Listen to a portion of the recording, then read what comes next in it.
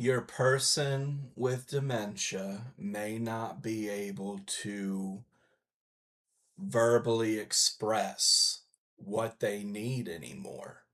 And what can we do about that? Hi, I'm Travis, founder and elder advocate of Age Well Advocacy, where I provide care management for elders age 55 plus and people who care for them. As a gerontologist, also known as an aging expert, I'm proud to support people all throughout the United States. So, some of my career was spent working in dementia care.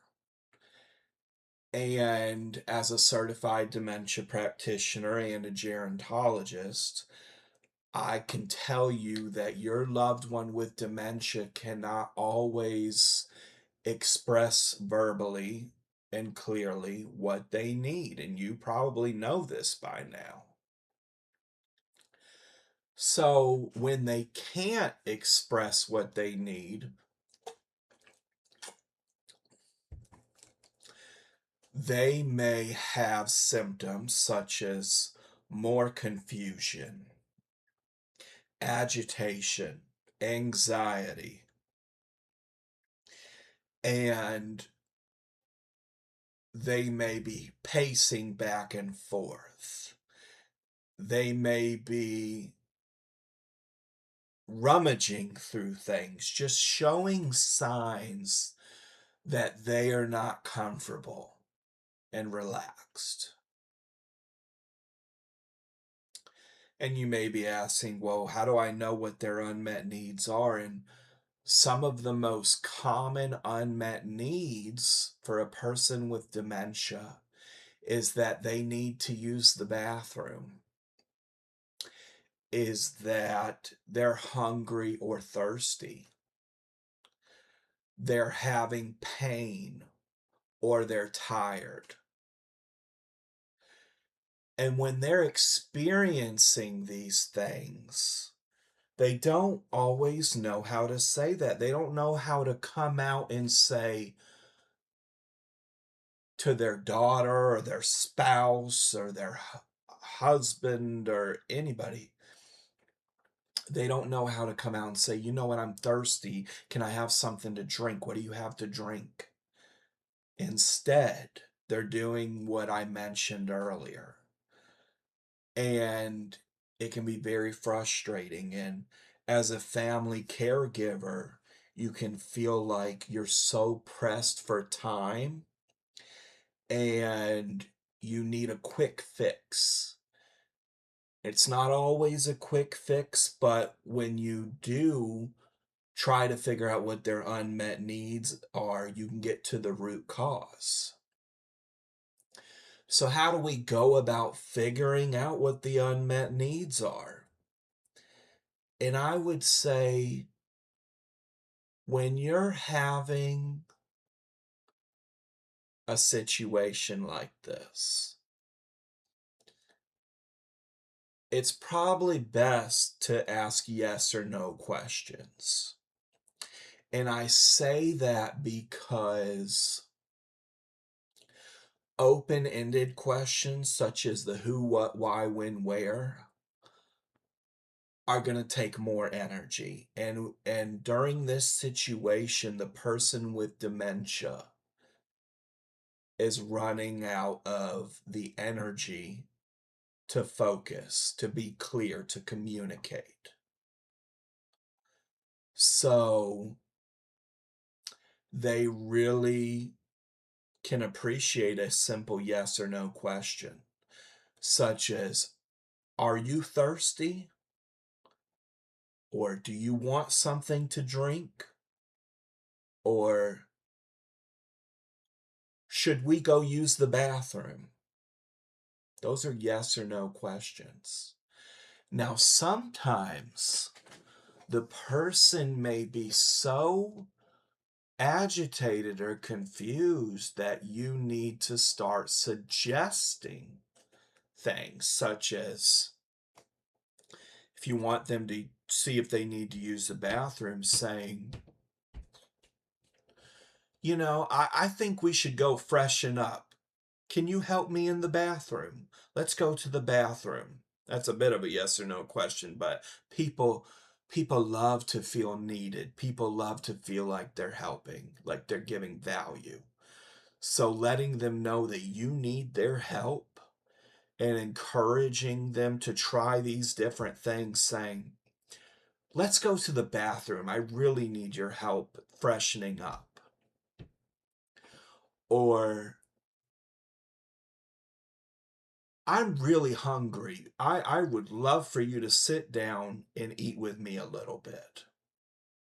I need your help with that. I need your help finishing this meal.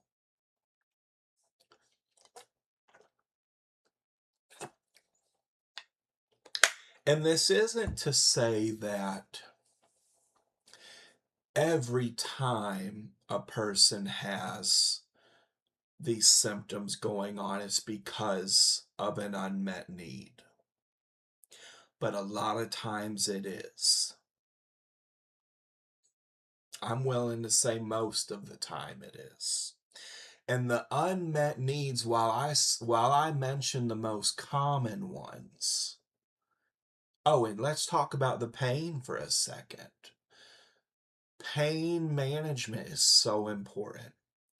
And the person with dementia cannot always tell you where they're having pain or if they're having pain. So you may want to point to yourself and say, ouch, ouch, ouch, ouch, ouch, you ouch. Something like this. Minimal words, using body language can help. And so that's how you get to some of these root causes. It's a little bit of investigating, a little bit of exploring. And sometimes when you find the root cause, the solution may or may not be a quick fix. So getting the person a juice or water, that's quick. That's a quick fix. But with pain, managing pain is not always a quick fix. They may have pain medication that you can give them, or you may need to visit a healthcare provider to start getting pain management, or the pain medicine is not working anymore. And when we start talking about pain management, medicine is a tool, and also meaningful activities are a tool.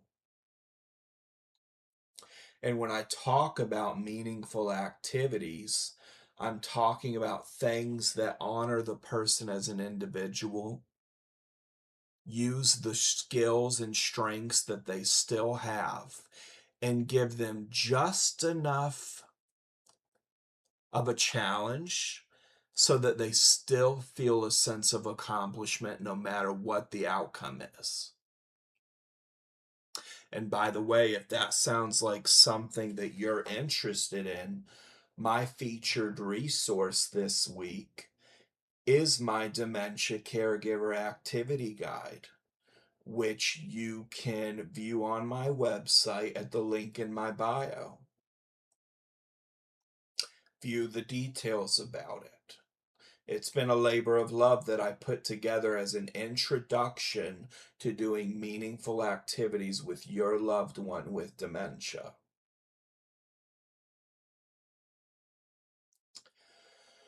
So remember to kind of recap all of this. Your person with dementia is losing over time their ability to communicate verbally. They can also still communicate with body language, nonverbal communication.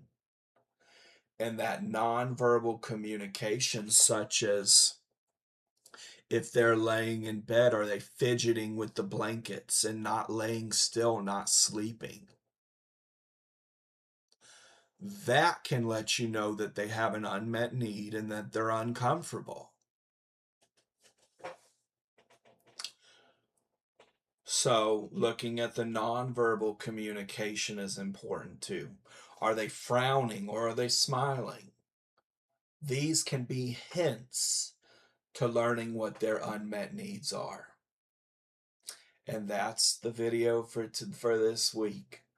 Everyone take care, and please let me know if you have any comments or questions, and feel free to share this video to let more people know about this support.